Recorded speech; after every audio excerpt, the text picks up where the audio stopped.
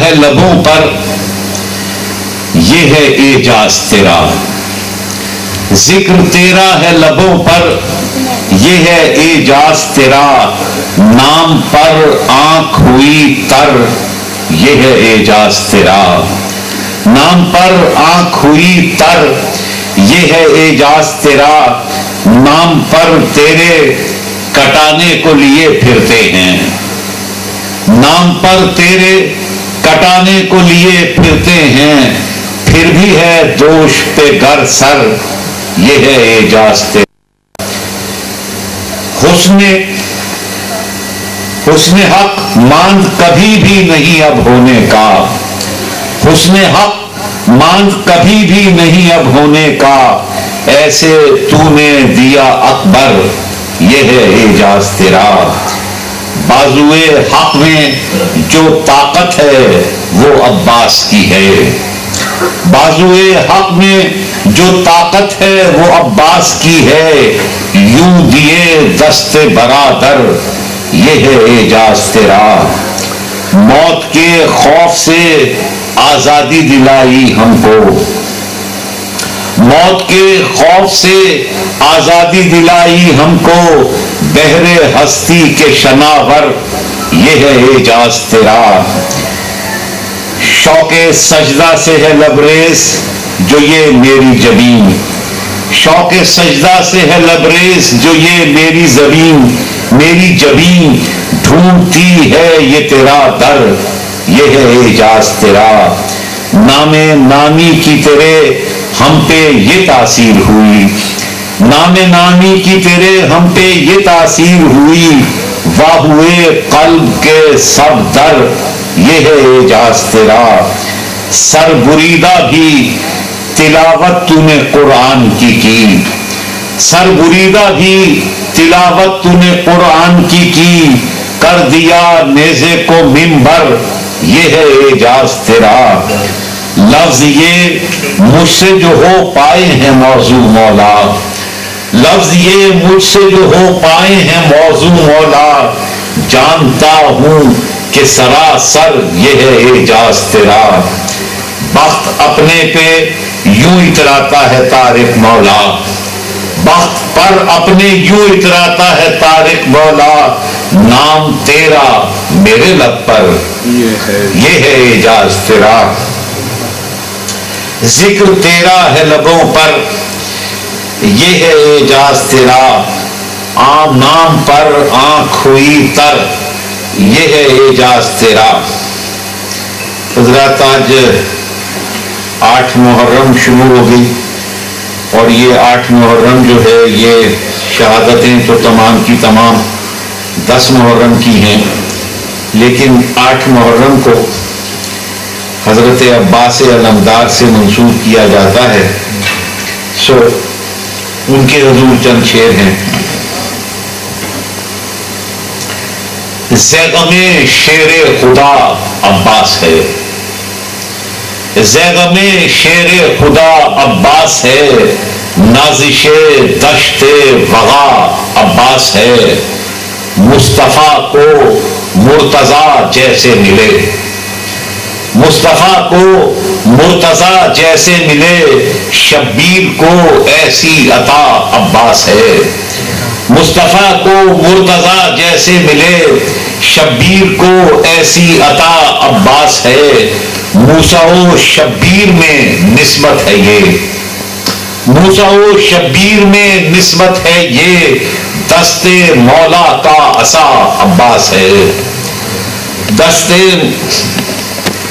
مولا کا عصا عباس ہے، ہاتھ تر تھے ہونٹ لیکن تر نہ تھے، ہاتھ تر تھے ہونٹ لیکن تر نہ تھے، اپنے مولا کی رضا عباس ہے، سب وفائیں جس کے آگے ماند ہیں، سب وفائیں جس کے آگے ماند ہیں، وہ وفاؤں کی ضیا عباس ہے، اس کا قول و فعل یہ بتلا گیا، اس کا قول و فعل یہ بتلا گیا، صرف تجسیم وفا عباس ہے، ہر زمان دے ہے گواہی یہ علم، ہر زمان دے ہے گواہی یہ علم، تیری الفت کو بقا عباس ہے۔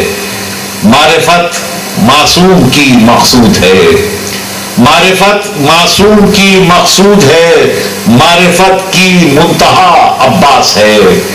آپ کے دار ہوں، آپ کے ہونے کا دعوے دار ہوں، پھر یہ کیسی ابتلا عباس ہے۔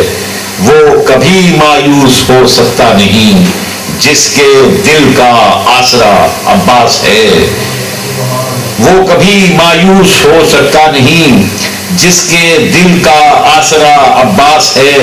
اے حسین ابن علی کیجے کرم، اے حسین ابن علی کیجے کرم، میرا مولا آپ کا عباس ہے۔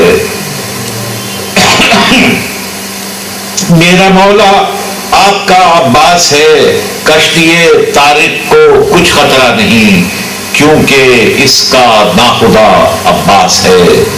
زیغم شیر خدا عباس ہے، نازش دشت بغا عباس ہے۔ شہدائے کربلا اور اسیران کربلا کے لیے فاتحہ۔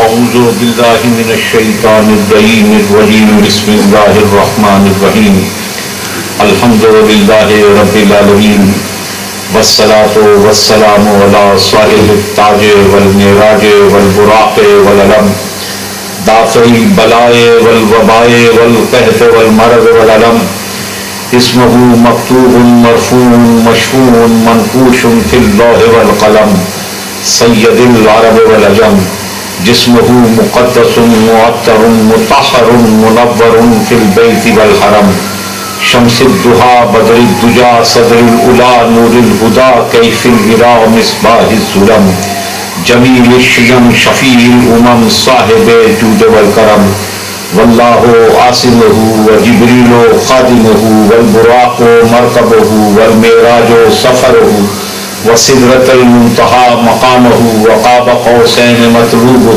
والمطلوب مقصودہ والمقصود موجودہ سید المرسلین خاتم النبیین شفیع المذنبین انیس الغریبین رحمۃ للعالمین راحت العاشقین مراد المشتاقین شمس العارفین سراج الصالحین مصباح المقربین محب الفقراء والغرباء والمساکین سید الثقلین نبی الحرمین امام القبلتین وسیلتنا فی الدارین صاحب قاب قوسین محبوب رب المشرقین ورب المغربین جد الحسن والحسین مولانا و مولا الثقلین نبی القاسم محمد وآلہ الطیبین الطاہرین المعصومین اما بعد فقد قال اللہ سبحانہ فی کتاب المبین وہو اصدق الصادقین بسم اللہ الرحمن الرحیم سبحان الذی اسری بعبدہ لیلا من المسجد الحرام الی المسجد الاقصی الذی بارکنا حولہ نریہ من آیاتنا انہ هو السمیع البصیر صدق اللہ العظیم۔ حضرات گرامی، میں نے آج سورہ اسرا 15ویں پارے کی پہلی آیت کی تلاوت کا شرف حاصل کیا، اور اس کا ترجمہ یوں لکھا ہوا ہے کہ پاک ہے وہ جو اپنے عبد صلی اللہ علیہ وآلہ وسلم کو آخر شب کے وقت مسجد حرام سے مسجد اقصی تک جس کے گردا گرد ہم نے برکتیں رکھی ہیں لے کر گیا تاکہ ہم اس کو اپنی نشانیاں دکھائیں. بے شک وہ سننے والا اور دیکھنے والا. حضرات میں نے اس آیہ مبارکہ کو آج سرنامہ کلام اس لیے بنایا کہ گزشتہ دنوں میں آپ سے میں نے وعدہ کیا تھا کہ حضور صلی اللہ علیہ وآلہ وسلم کے لیے جو لفظ عبد کا استعمال ہوا ہے، عبدہو کا لفظ استعمال ہوا ہے، اور اس کے ساتھ علامہ اقبال کا شعر بھی پڑھا تھا، عبد دیگر عبدہو چیزیں دیگر. تو آج میں اس لفظ عبد پر کی وضاحت کی کوشش کروں گا. عربی زبان میں ایک تو معاملہ یہ ہے کہ ایک لفظ ہے اور وہ لفظ عبد ہے. عبد کے معنی غلام کے ہیں، ملازم کے ہیں. قرآن مجید میں یہ لفظ ان معنوں میں استعمال ہوا. اور آدمی غلامی کسی کی بھی کر سکتا ہے. کوئی ایک صورت تو یہ ہے کہ کوئی زبردستی اسے غلام بنا لے، ایک صورت یہ ہے کہ آدمی خود کسی کا غلام بن جائے، اور ایسی صورت میں اس کے پاس اختیار حاصل ہے کہ کچھ وہ ہیں جو اللہ کی بندگی کرتے ہیں اور کچھ وہ ہے جو شیطان کی بندگی کرتے ہیں. کچھ وہ ہیں جو عبد الطاغوت کہلاتے ہیں قرآن مجید کے دائرے میں، اور اللہ نے فرمایا کہ شیطان کی بندگی نہ کرو. لیکن ظاہر ہے کہ کچھ لوگ ہیں اور انسان کے پاس یہ اختیار حاصل ہے کہ چاہے تو وہ شیطان کا بندہ ہو. ایک بندگی کے معنی یہ ہے کہ اپنا تمام وجود سپرد کر دے کسی. ایک بندگی کے معنی یہ ہے جس سے ہم عبادت مراد لیتے ہیں، اور اس عبادت سے مراد اسلامی حوالے سے اگر دیکھیں تو اسلام میں عبادت صرف نماز روزہ حج زکوٰۃ نہیں ہے. حلال روزی کمانا بھی عبادت ہے،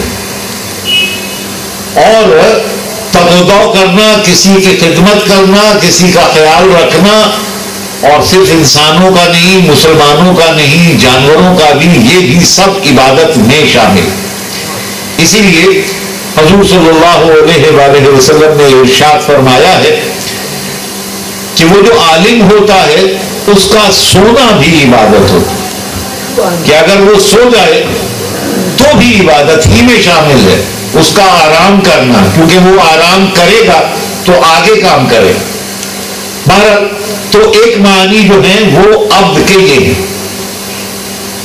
اور اس کے بعد اگر ہم قرآن مجید کے دائرے میں جائیں تو قرآن مجید میں ایک لفظ ہے جس کو ہم ٹیکنیکل زبان میں کہتے ہیں کہ اصل میں دو لفظ ملائے جاتے ہیں. جس طرح ہم پاکستانیوں کے لیے دو بڑی ہستیاں ہیں، ایک قائد اعظم ہے، ایک علامہ اقبال ہے. علامہ اقبال کو ہم شاعر مشرق بھی کہتے ہیں. تو اب دو لفظ ہو گئے، ایک قائد اعظم، ایک شاعر مشرق. تو جو لفظوں کو ملانے کے یہی دو طریقے. قائد اعظم کا مطلب ہوگا بڑا قائد، وہ قائد جو اعظم ہے. تو اس کا مطلب ہوگا کہ ہم نے قائد کی صفت بیان کی ہے اس میں. تو اس ترکیب کو ترکیب توصیفی کہتے ہیں. اور دوسری ترکیب جو ہے شاعر مشرق، اس کا مطلب ہوگا کہ مشرق کا شاعر، اس کو ہم کہتے ہیں توصیف معاف کیجیے ترکیب اضافی، کہ ایک شے ہے اور ایک اس کا تعلق ہے. تو جب اس عبد کے ساتھ مضاف الیہ اللہ ہو جائے، یعنی یہ کہا جائے کہ عبداللہ عبادنا، ہمارے عبد وغیرہ وغیرہ، اللہ اپنے نام کی نسبت دے دے اسے، تو پھر یہ لفظ چھوٹے معنوں میں نہیں آتا، بڑے معنوں میں آتا.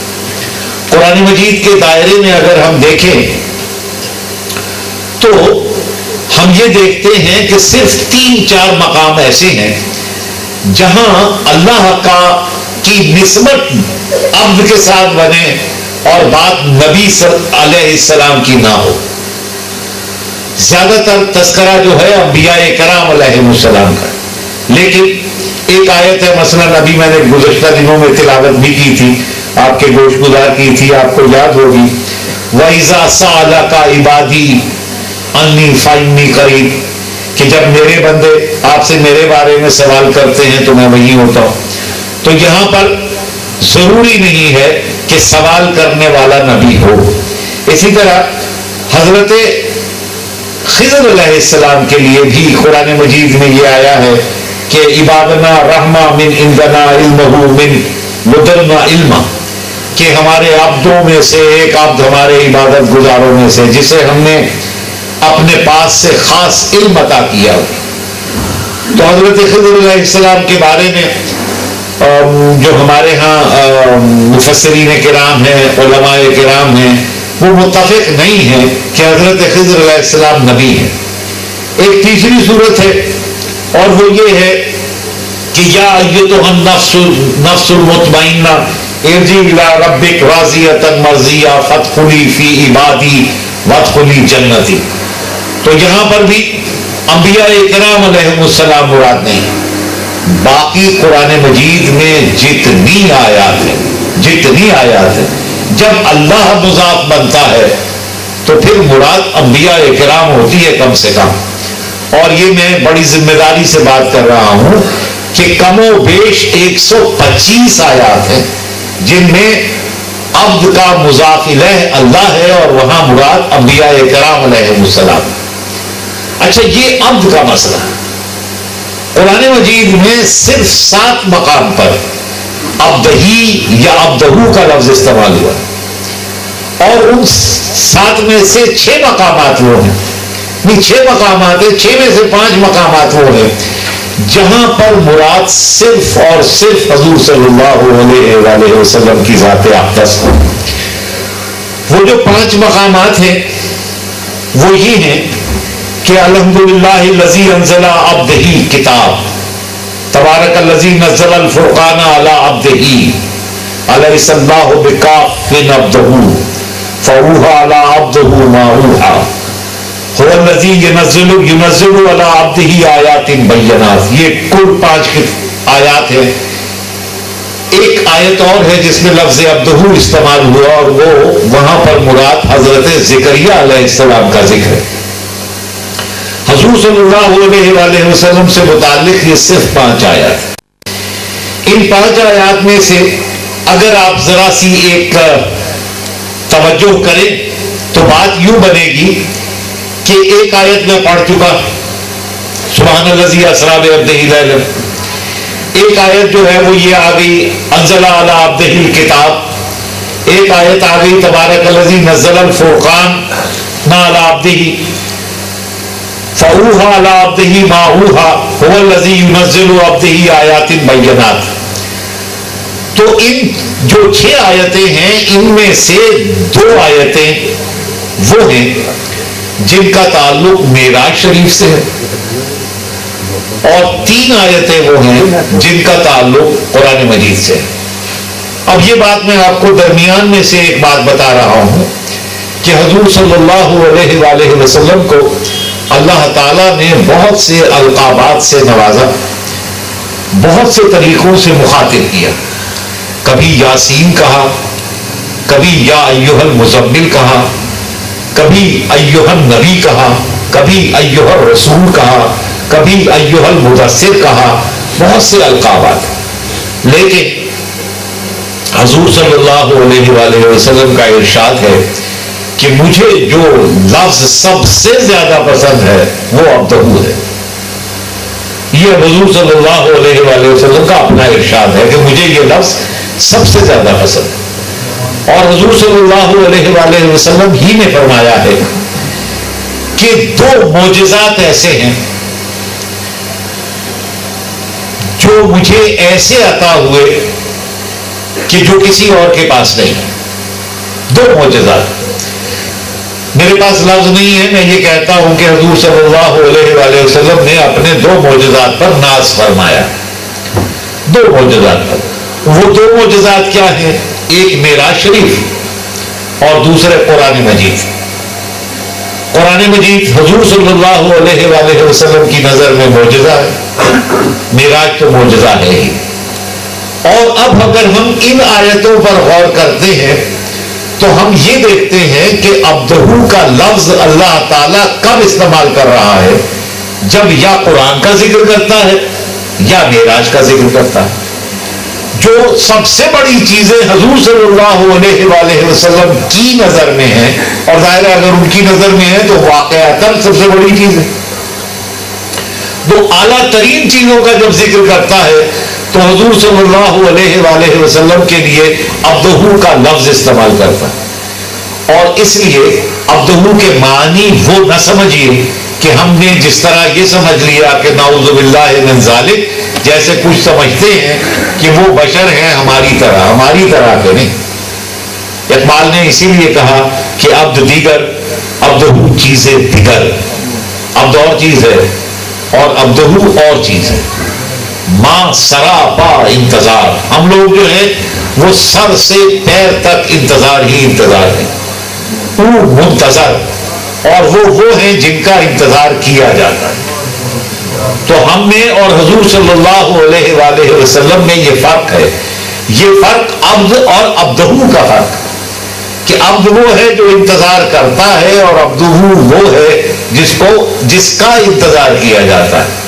اردو کا آپ کو ایک شعر سنا دوں، ہمارے ایک بہت مشہور، معروف تو نہیں ہے زیادہ، لیکن وہ ایک شاعر ہوتے تھے سلیم احمد، ان کا شعر ہے کہ وہ ابتداؤں کی ابتدا ہے، وہ انتہاؤں کی انتہا ہے، وہ ابتداؤں کی ابتدا ہے، وہ انتہاؤں کی انتہا ہے، ثنا کرے کوئی اس کی کیوں کر، بشر ہے لیکن خدا نما ہے، ثنا کرے کوئی اس کی کیوں کر، بشر ہے لیکن خدا نما ہے۔ تو وہ جو خدا نمائی بشریت ہے نا، وہ حضور صلی اللہ علیہ وآلہ وسلم کی بشریت ہے، وہ ہماری جیسی نہیں۔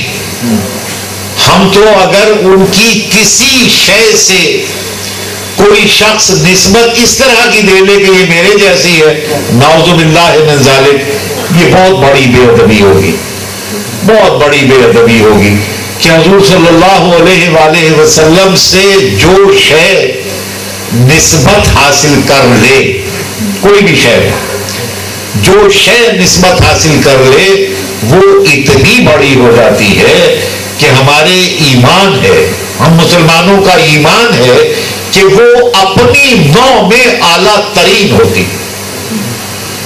اگر شہر ہے تو ان کا شہر سب سے بڑا شہر ہے، اگر وحی ہے تو ان پر وحی سب سے بڑی وحی ہے، اوپر سے آئیے۔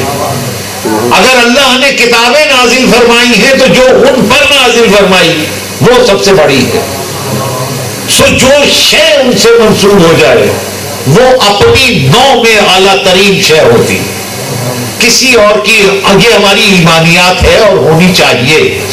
حضور صلی اللہ علیہ وآلہ وسلم کی نسبت کوئی چھوٹی سی چیز نہیں ہے۔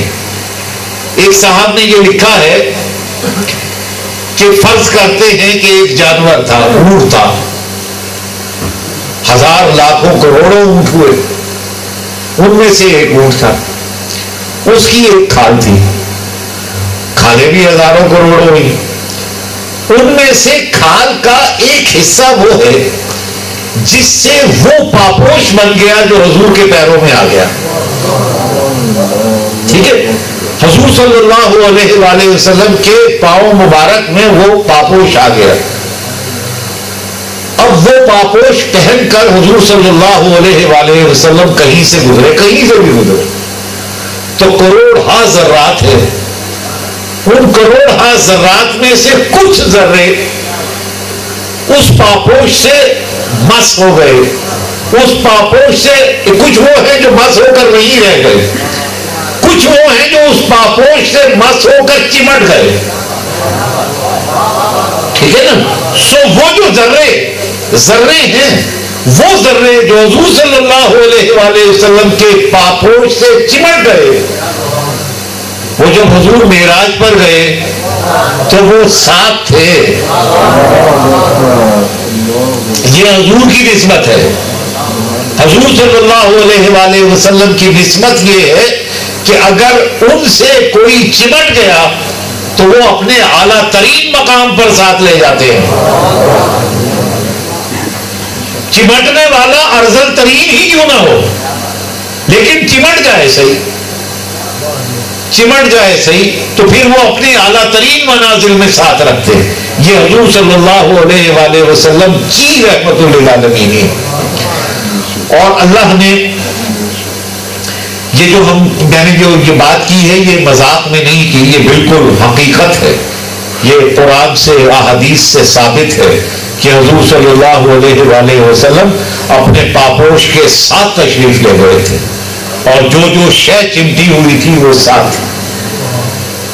اب سوال بہت سے ہیں اور وہ سوال یہ ہیں اس آیہ مبارکہ کے حوالے سے کہ اللہ نے, ایک تو میں نے آپ سے عرض کیا کہ حضور صلی اللہ علیہ وآلہ وسلم کو یہ لفظ پسند ہے اور یہ پسند ہے کہ دو باتیں جو ہیں انہوں نے کہا کہ اس پر ناز ہے کہ دو معجزے ہیں.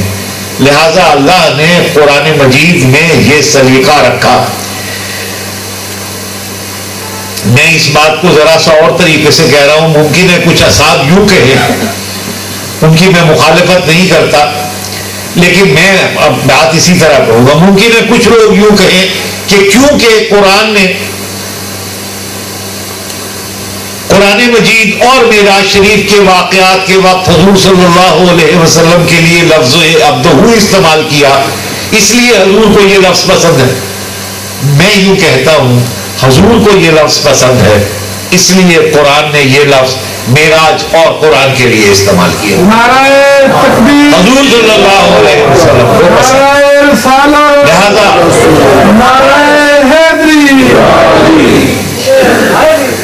تو میں مطلب یہ کہتا ہوں حضور نے پسند کیا اور اس پسند کے مطابق اللہ تعالیٰ نے استعمال کیا. تو اللہ نے اچھا مطلب ظاہر ہے کہ حضور صلی اللہ علیہ وآلہ وسلم کے معاملات ہیں, اللہ کی حکمت ہے, اس کا ہمیں مطلب کیا کہیے کہ کروڑواں حصہ بھی ہمیں سمجھ میں نہیں آ سکتا. چند باتیں ہوتی ہیں سمجھ پاتے ہیں, بہت خوش ہوتے ہیں کہ اچھا بات سمجھ میں آ گئی.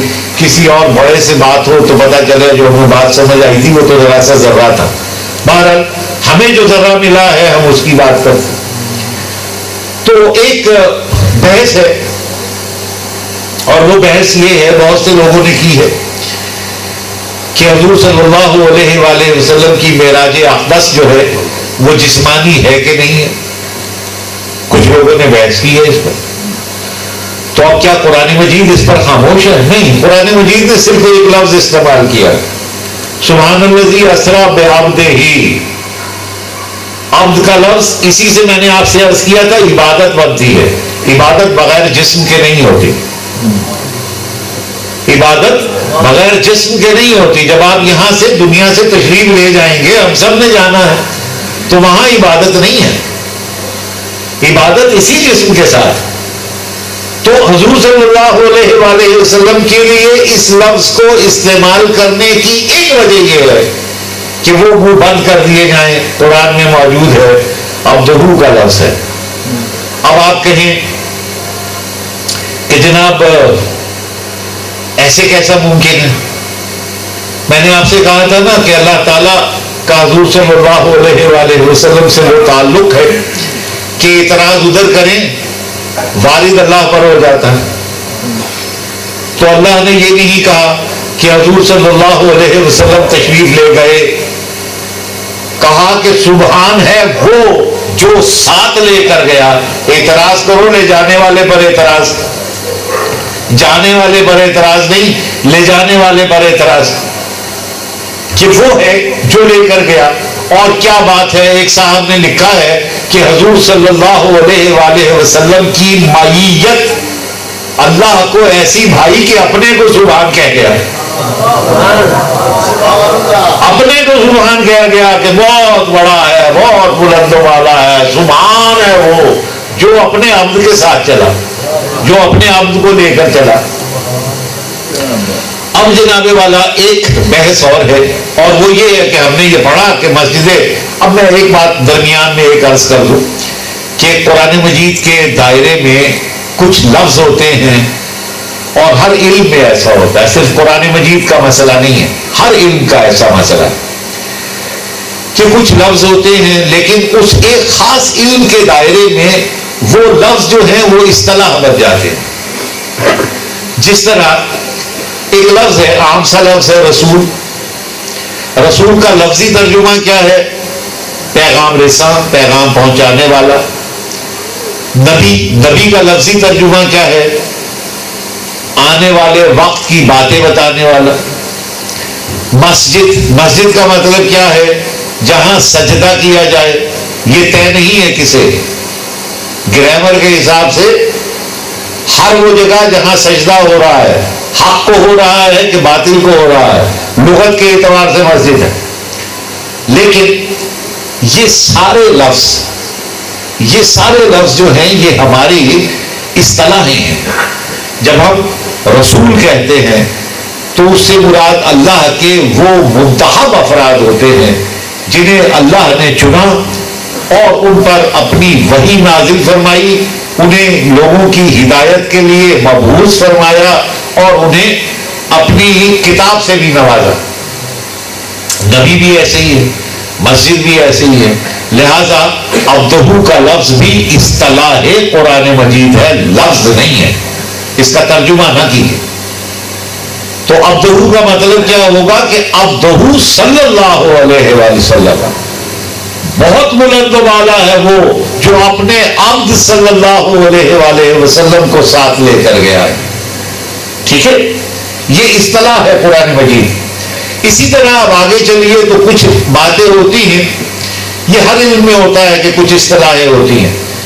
مثلا اگر آپ کہتے ہیں نا، ایک عام سا لفظ ہے ٹیتھ، ایک لفظ ہے، دانتوں کو کہتے ہیں.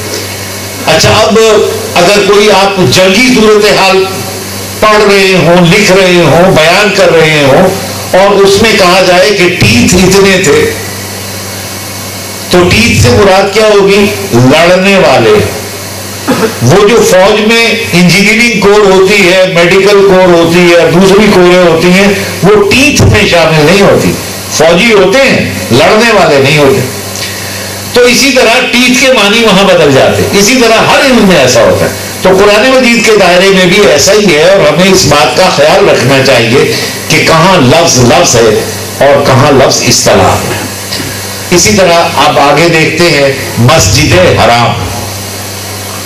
مسجد حرام ظاہر ہے کہ حرمت والی مسجد، اور اس سے مراد طے ہے مسلمانوں میں، اور وہ حرم پاک ہے. تو حضور صلی اللہ علیہ وآلہ وسلم کو اللہ تعالیٰ نے کہاں سے سفر کا آغاز کروایا؟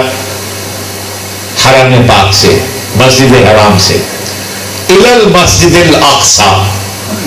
اب یہاں پر آ کر ایک بحث پھر ہے، تو کیا اللہ کا ساتھ جو ہے وہ مسجد حرام سے مسجد اقصی تک ہی؟ مسجد اقصی ایک مسجد بھی ہے جو بیت المقدس میں ہے اور اس وقت یہودیوں کے قبضے میں ہے، تو وہ مسجد اقصی ہے. تو اس آیت میں یہ ہے کہ مسجد حرام سے مسجد اقصی تک. تو کچھ علماء کرام نے لکھا ہے کہ یہاں پر مسجد اقصی سے مراد وہ مسجد اقصی نہیں ہے، بلکہ یہاں لغت سے کام لیجیے. لغت کیا ہے کہ ایک مسجد کیا؟ سجدہ گاہ، اور اقصی کیا؟ غایت. غایت کے بعد اقصی کا لفظ آتا ہے، انتہاؤں کی انتہا، کہ وہ جو آخری مسجد ہے جس کے بعد مسجود ہی ہے اور کچھ نہیں ہے. تو وہاں تک اللہ حضور صلی اللہ علیہ وآلہ وسلم کو ساتھ لے کر گیا.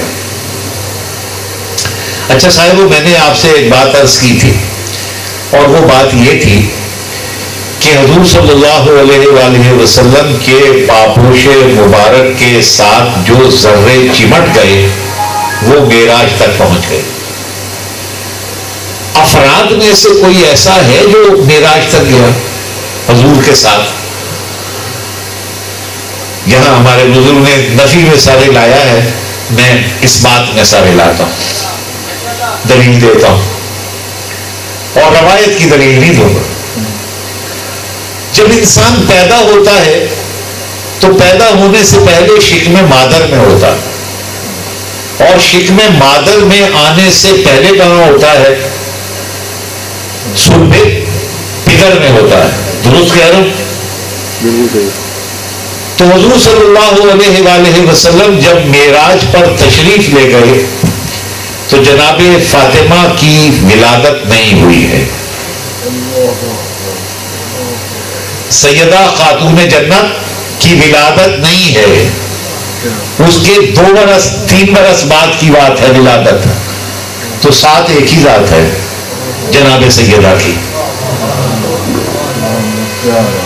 ٹھیک ہے، صرف ایک ذات ہے حضور صلی اللہ علیہ وسلم کے ساتھ، اور وہ جناب سیدہ کی ذات.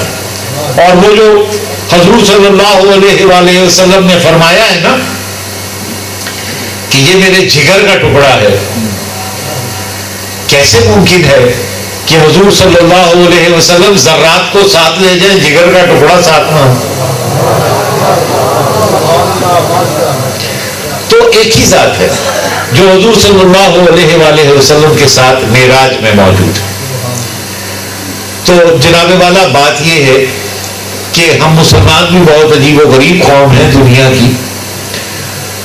حضور صلی اللہ علیہ وآلہ وسلم نے ایک مرتبہ حجر اسود کو بوسہ دیا. ہم 1400 سال سے بوسہ دے رہے ہیں. ایک مرتبہ تھوڑی دیر کے لیے اس کا احترام کیا ہے، حجر اسود کا ہم کر رہے ہیں. اور بہت سے صحابہ کرام علیہم رضی اللہ تعالی عنہ نے یہ کہا حجر اسود سے کہ تو ایک عام پتھر ہے، لیکن تجھے بوسہ اس لیے دیتے ہیں کہ حضور صلی اللہ علیہ وسلم نے تجھے بوسہ دیا.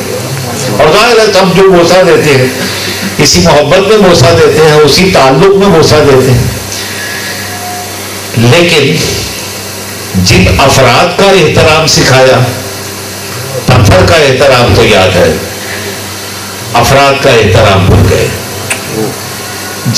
جن افراد سے محبت کا درس دیا، جن افراد سے محبت کر کے دکھائی، وہ ہم بھول گئے، پتھر ہمیں یاد ہے. اور اصل میں ہوتا یہ ہے کہ بے جان کو یاد رکھنا آسان ہوتا ہے. اس زمانے کی بات کرو. بے جان کو یاد رکھنا آسان ہوتا ہے، جاندار کو یاد رکھنا مشکل ہوتا ہے، کیونکہ بے جان ٹوکتا نہیں ہے، جاندار ٹوک دیتا ہے. آپ کی غلط باتوں پر بے جان خاموش رہتا ہے، جاندار خاموش نہیں رہتا. لہذا جاندار کا ساتھ دینا مشکل ہوتا ہے، بے جان کا ساتھ دینا، بے جان کو مان لینا آسان ہوتا. اسی لیے حجر اسود کو مان لیا گیا، اہل بیت اطہار کو نہیں مانا گیا، کیونکہ وہ ٹوک دیتے تھے، وہ روک دیتے تھے، وہ کہہ دیتے تھے.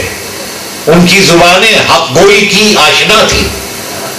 وہ حق بات کو بیان کرنے میں نہ کمی کرتے تھے، نہ زیادتی کرتے تھے، نہ دیر کرتے تھے، فوراً فرما دیتے تھے کہ یہ غلط ہو گیا. لہذا ان کا ساتھ دینا حضور صلی اللہ علیہ وآلہ وسلم کی تمام تر تعلیم کے باوجود ان لوگوں کے لیے جن کے دلوں میں ایمان کی کجی موجود ہے، وہ کجی ظاہر ہوگی اس کو مانتے ہوئے جو روکنے والا ہے، اس کو مانتے ہوئے نہیں جو روکنے والا نہیں ہے. لہذا حجر اسود کو کوئی نہیں، حجر اسود کے لیے سب متفق ہے. ہر آدمی ہے بوسہ دے رہا، ہر آدمی ہے اس کو بوسہ دینے کے لیے، اس کے احترام کے لیے سارے کام کر رہا ہے، کیونکہ وہ روکتا نہیں ہے. لیکن وہ ہستیاں جو روک دیتی ہیں ان کو ماننا بڑا مشکل ہے. اور یہ جو اہل بیت اطہار کی مخالفت ہو رہی ہے، اور مخالفت ہوئی، وہ صرف اسی لیے ہو رہی ہے کہ وہ روکنے ٹوکنے والے ہیں، وہ صحیح بات کرنے والے ہیں، وہ آپ کی سچائی کی تصدیق کرتے ہیں اور آپ کی برائی کی تکذیب کرتے ہیں. ہمہ وقت وہ یہ کام عملاً بھی کرتے ہیں، قولاً بھی کرتے ہیں. لہذا ان کا ساتھ دینا بڑا مشکل ہے. ان کا ساتھ دینے کے لیے یہ ضروری ہے کہ حضور صلی اللہ علیہ وآلہ وسلم کی ذات اقدس پر پورا ایمان ہو. ایمان پرکھا کیسے جائے گا؟ ان ذوات سے تعلق کے نتیجے میں، حجر اسود سے تعلق کے نتیجے میں نہیں، ان ذوات سے تعلق کے نتیجے میں ایمان پرکھا جائے گا. ایمان بتائے گا کہ ہاں یہ ایمان ہے کہ نہیں ہے. جب وہ آپ کی منشا کے خلاف، آپ کی خواہش کے خلاف کہیں آپ کو روکے تو رک جانا پڑے گا، کیونکہ حضور سے محبت کا تقاضا یہی ہے.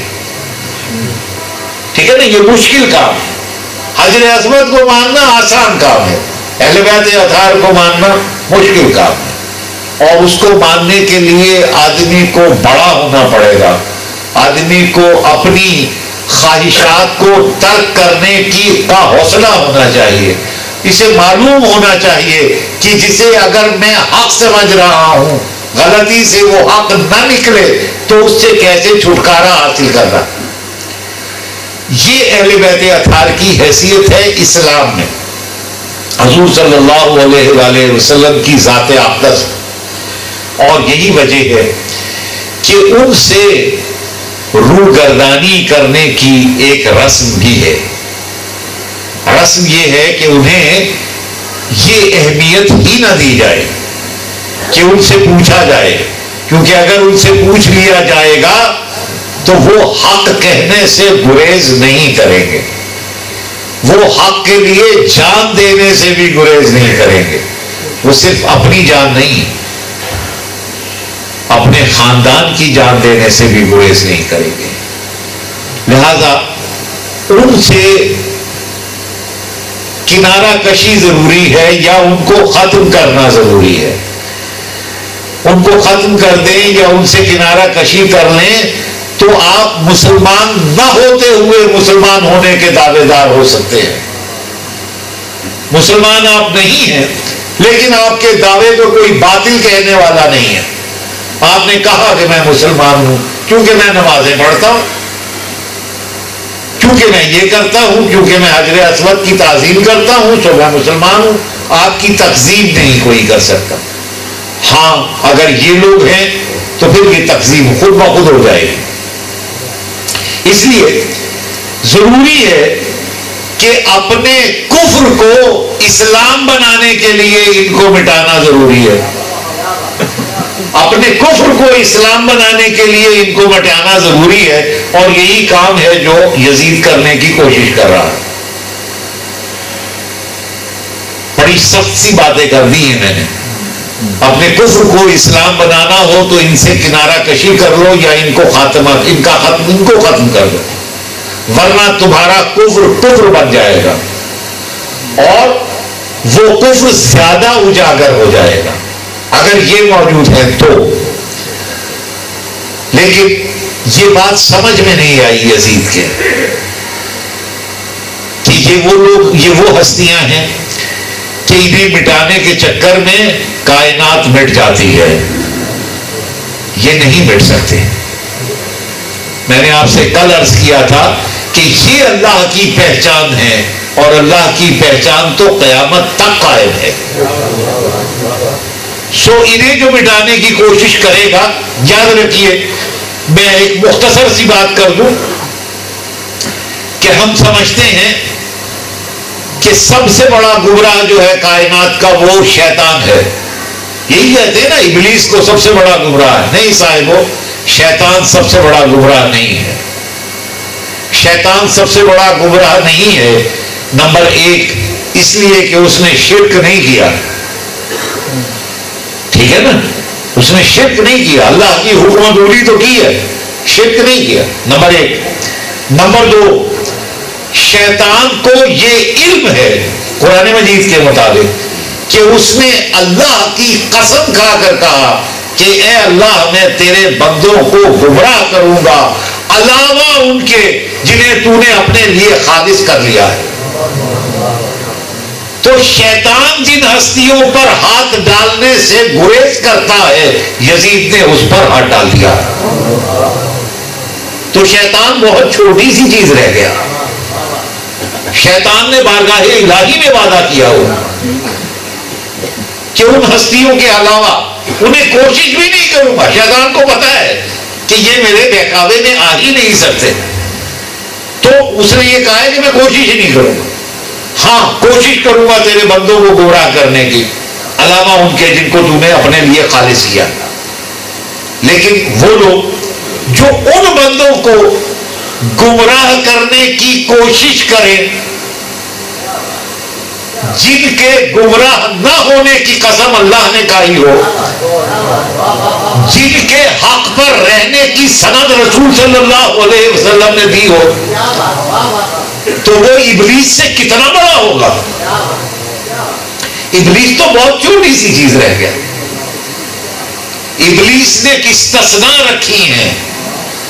ہم کہتے ہیں نا کہ ڈائن بھی 7 گھر چھوڑ دیتی ہے, تو ابلیس جو ہے اسے معلوم ہے کہاں ہاتھ نہیں ڈالنا, محنت اکارت جائے گی. یزید وہ ہے جہاں وہاں ہاتھ ڈال رہا ہے. اور میں نے آپ سے عرض کیا کہ اللہ کی سند رسول صلی اللہ علیہ وسلم کا اعلان, دونوں باتوں سے ٹکرانے کی کوشش. تو ایک ہی سے آدمی ٹکرا جائے تو بچے گا, بظاہر بچ بھی جائے گا تو نہیں بچے گا. یوں وقتی فتح حاصل بھی ہو جائے تو فتح نہیں رہے گی, نام داخلے دشنام ہو جائے گا. اچھی جنگ جیتی آپ نے, بظاہر تو جنگ جیت لی. جنگ جیتنے سے ہوا کیا کہ آپ کا نام گالی بن گیا. آپ کا نام و نشان کیا ہے, تاریخ میں آپ کو کس بات سے یاد کیا جاتا ہے, مسلمانوں کے قلوب میں آپ کی کیا حیثیت ہے, اسلام میں آپ کی کیا حیثیت ہے, وغیرہ وغیرہ وغیرہ. ہزار سوال ہے جو اس دنیا سے متعلق ہے. میں آخرت سے بارے میں بات ہی نہیں کر رہا. آخرت میں کیا حال ہوگا یہ اللہ جانے اور یزید جانے, درمیان میں کوئی نہیں. اللہ کی میرا ایمان ہے کہ اللہ کے جلال و قہاریت کا صحیح مظاہرہ ان لوگوں کے سامنے ہوگا آخرت میں, کہ وہ کتنا قہار ہے اور کتنا جلال ہے اس کے اندر, کتنا غضب ہے اللہ کے اندر, وہ ان لوگوں پر دکھائے گا. جو لوگ شیطان کو مات دے گئے, جو ابلیس سے آگے بڑھ گئے. تو امام حسین علیہ السلام کی ذات, وہ ذات جس پر حضور صلی اللہ علیہ وآلہ وسلم کا اعلان ایک بار نہیں سینکڑوں بار اعلان موجود ہے کہ یہ حق پر رہے گا. حد یہ ہے, اس کی کوئی شرح نہیں ہو سکتی. کچھ نہیں کیا جا سکتا کہ حضور صلی اللہ علیہ وآلہ وسلم نے فرمایا ہے. یہاں تک فرما دیا کہ حسین المنی وانا من الحسین. یہ جملہ کوئی اور کہے ہم مانے ہی نہ, لیکن کیا کریں, حضور صلی اللہ علیہ وسلم نے فرمایا کہ میں حسین مجھ سے اور میں حسین سے. معنی کیا ہوئے, مجھے مٹاؤ گے تو یہ مٹے گا, اسے مٹاؤ گے تو میں مٹوں گا. تو جو اسے مٹانے کی کوشش کر رہا ہے وہ کسے مٹانے کی کوشش کر رہا ہے, اور اس کے باوجود مسلمان ہونے کا دعوے دار ہے. دیکھیے اسلام کا دعویٰ کیسے کھلتا ہے. یہ اہل بیت اطہار ہیں, ان کی بارگاہ جو ہے وہ جس طرح اللہ کے لیے فرمایا, قرآن کے لیے فرمایا کہ وہ فرقان ہے, فرق دکھا دیتی ہے ظاہر اور باطن میں, دین میں اور کفر میں فرق دکھا دیتی ہے, حق میں اور باطل میں بتا دیتی ہے کہ کیا فرق ہے. یہی وہ ذاتیں ہیں جو بتا دیتی ہیں کہ یہ حق ہے اور یہ باطل ہے, جو ان کے ساتھ ہے وہ حق ہے, جو ان کے سوا ہے وہ باطل ہے. امام حسین علیہ السلام کربلا میں موجود ہیں, اور صاحب و کربلا جنگ ہے بظاہر, لیکن یہ وہ جنگ نہیں ہے جیسی عام جنگیں ہوتی ہیں. یہ وہ جنگ نہیں ہے کہ جسے جیتنے کی کوشش کی جاتی ہے. یہ وہ جنگ نہیں ہے جس میں جوانوں کی ضرورت پڑتی ہے. یہ وہ جنگ نہیں ہے جس میں اسلحے کی ضرورت پڑتی ہے. یہ وہ جنگ ہے جو کردار کی جنگ ہے. اسلحے کے مقابلے میں اسلحہ کے ساتھ کردار ہے. بد اخلاقی کے سامنے اخلاق ہے اور کفر کے سامنے ایمان ہے. اور یہ وہ جنگ ہے. اسی لیے اس جنگ میں نوجوانوں سے زیادہ بوڑھے کام آئے. بوڑھوں کی بھی اتنی ہی حیثیت ہے جتنی جوانوں کی ہے. اس جنگ میں 6 مہینے کا بچہ بھی ہے جو اپنی جنگ لڑ رہا ہے. اور اس جنگ میں جناب عباس علمدار جیسی ساتھی ہے.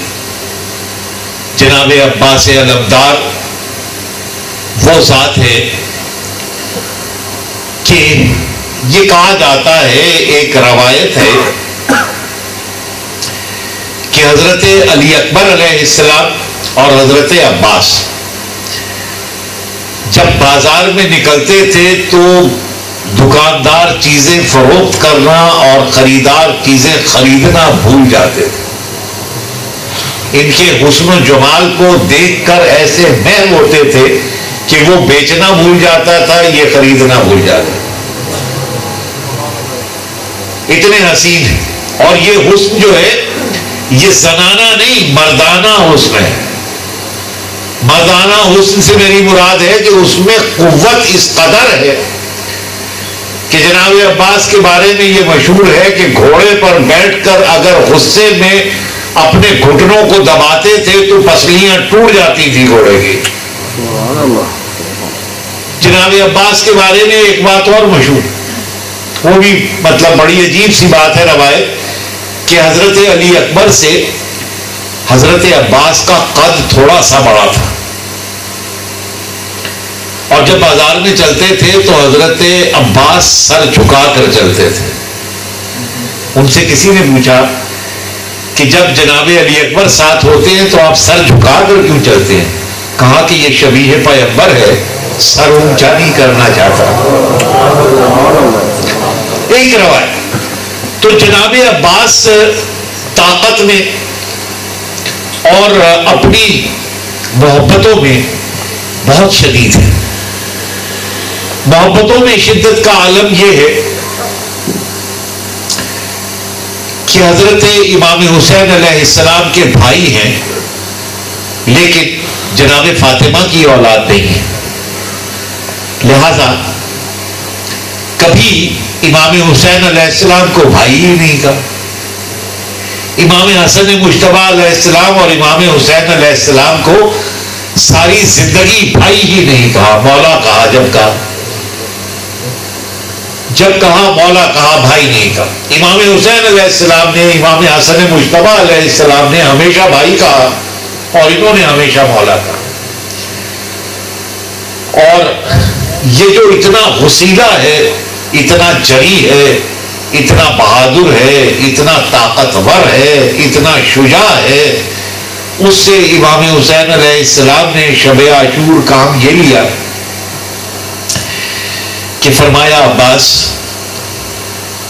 ان سے ایک رات کی مہلت مانگ لو کہ ایک رات ہم اور عبادت کرنا چاہتے ہیں. جناب عباس نے گزارش کی کہ میں ان سے جا کر کہہ دیتا ہوں کہ ہم کل لڑیں گے. ہے نا، شجاع آدمی جو ہوتا ہے اس کے لیے مر جانا آسان ہوتا ہے، درخواست کرنا دشمن سے مشکل ہوتا ہے. لیکن یہ امام عالی مقام ہے، جناب عباس سے کون سا کام لے رہے ہیں؟ فرماتے ہیں کہ ان سے نہیں، مہلت مانگ. جناب عباس جا کر مہلت مانگتے. آپ کو پتا ہے کہ پھر امام حسین علیہ السلام اپنے لشکر کا علم جھنڈا جناب عباس کے ہاتھ میں دے دیتے. سو انہیں علمدار کہا جاتا. اور جس کے ہاتھ میں جھنڈا دے دیا جائے وہ اس لشکر کا سپاہ سالار ہوتا عرب قواعد کے مطابق. تو جناب عباس جو ہے وہ سپاہ سالار ہو گئے, حسینی لشکر کے علمبردار ہو گئے. کہتے ہیں کہ جب جب جناب عباس امام حسین علیہ السلام کے پاس آتے تھے اور التجا کرتے تھے کہ مولا اجازت دیجیے, تو امام حسین علیہ السلام فرماتے تھے کہ عباس تم تو سپاہ سالار ہو, تم تو لشکر کے علمبردار ہو, تمہیں کیسے اجازت ہے؟ اور ایک وقت وہ آیا جب ایک ایک کر کے سب لوگ شہید ہو گئے, سب لوگ شہید ہو گئے. نہ اصحاب میں کوئی بچا, نہ عزیزوں میں کوئی بچا. تو جناب عباس پھر آئے اور کہا کہ مولا اجازت دیجیے. امام حسین علیہ السلام نے فرمایا کہ عباس تم تو سپاہ سالار ہو لشکر کے. جناب عباس فرماتے ہیں کہ مولا وہ لشکر کہاں ہے جس کا میں سپاہ سالار ہوں؟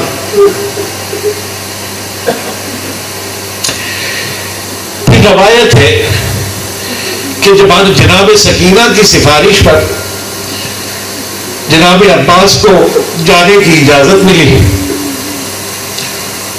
اور مستند علماء یہ لکھتے ہیں کہ جناب امام حسین علیہ السلام نے جو عربی کا جملہ ارشاد فرمایا جناب عباس کو رخصت کرتے ہوئے, وہ یہ نہیں ہے کہ عباس پانی لے آؤ, وہ یہ ہے کہ ہاں عباس مشق کو پانی سے بھر لو. دیکھیے حق کیا ہوتا ہے, جو حق کے محافظ ہوتے ہیں ان کے لفظ کیسے ہوتے ہیں, اور جو ان کو ماننے والے ہوتے ہیں وہ کیسے ہوتے ہیں. جناب عباس سے امام حسین علیہ السلام نے فرمایا ہے کہ عباس مشق کو پانی سے بھر لو, اور جناب عباس جب نکلے ہیں مشق لے کر تو دہشت اتنی ہے کہ مجمع پھٹ گیا ہے اور آپ فرات پر پہنچ گئے. کہتے ہیں کہ جناب عباس نے فرمایا اب بتاؤ کہ دریا پر کس کا قبضہ ہے, اور اپنے مشکیزے کو, وہ ان کا مشکیزہ کہاں ہے, وہ تو جناب سکینہ کا مشکیزہ ہے. اس مشکیزے کو پانی میں ڈال کر نہیں بھرا, چلوؤں سے بھرا ہے. اور مورخ جب یہ لکھتے ہیں کہ آپ نے چلوؤں سے بھرا تو سوچ لینا چاہیے کہ دریا پر کتنی دیر تک جناب عباس قابض رہے. لیکن آفرین ہے اس بات پر کہ جو 3 روز سے پیاسا ہے, دریا سامنے ہے, چلوؤں سے مشق بھر رہا ہے, لیکن یہ چلو ہونٹ تک نہیں آتا. ہونٹ تک چلو اس لیے نہیں آتا کہ مولا نے پانی پینے کی اجازت نہیں دی, مشق بھرنے کی اجازت دی ہے. مشق کو خیمے تک لانے کا حکم نہیں دیا, صرف مشق کو بھرنے کا حکم دیا. کہتے ہیں کہ جب جناب عباس فرات سے چلے ہیں تو انہیں روکنے کے لیے لشکر کے لشکر سامنے آئے, لیکن بیکار تھا. ایک نیزہ تھا جناب عباس کے ہاتھ میں, اور بس ایک نیزہ ہے, ایک علم ہے, ایک مشق ہے, اور ایک گھوڑا ہے. تلوار نہیں ہے, تلوار لے جانے کی شاید اجازت بھی نہیں تھی. اور اس ایک نیزے کے ساتھ انہوں نے بہت سے لوگوں کو جہنم واصل کیا. سامنے سے وار کرنے کی کسی میں مجال نہیں تھی, پیچھے سے وار کیا گیا, ایک بازو قلم ہو گیا, پھر پیچھے ہی سے وار کر کے دوسرے بازو کو قلم کیا گیا. روایت میں ہے کہ مولا نے اپنے ٹانگوں میں علم کو دبا لیا اور منہ میں پشکیزے کا بند کو باندھ دیا. سفر جاری رہا اور اس کے بعد ایک تیر مشکیزے پر پڑا اور کچھ تیر جناب عباس کی پیشانی پر. جناب عباس گھوڑے سے زمین پر آ رہے. ایک روایت ہے کہ کسی ذاکر نے جناب عباس کی شہادت پڑھی تھی اور جناب سیدہ اس کے خواب میں تشریف لائی اور فرمایا کہ میرے عباس کی شہادت نہیں پڑھتا ڈب سے. اس نے گزارش کی کہ میں نے تو پڑھی تھی. آپ نے فرمایا تو یہ تو بتاتا ہی نہیں کہ آدمی گرتا ہے تو کس کے سہارے گرتا ہے.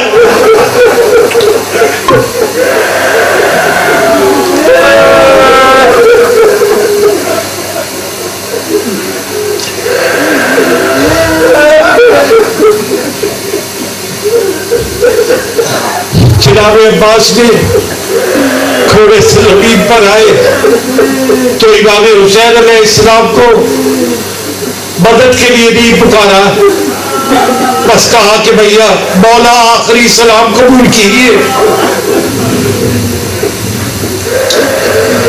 امام حسین علیہ السلام جناب عباس کے پاس پہنچے. ابھی سانسیں چل رہی تھی، آنکھوں میں خون سا آیا ہوا تھا.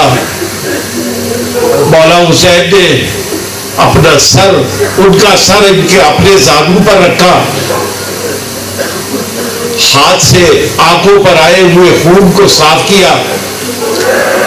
جناب عباس بار بار اپنا سر ریت پر رکھ لیتے تھے. امام حسین علیہ السلام نے کہا کہ بھیا کیا ناراض ہو؟ فرمایا نہیں مولا، ناراض کیا ہونا ہے؟ میں نہیں چاہتا کہ جب آپ شہید ہو تو آپ کا سر ریت پر ہو اور میرا سر آپ کے زانو پر.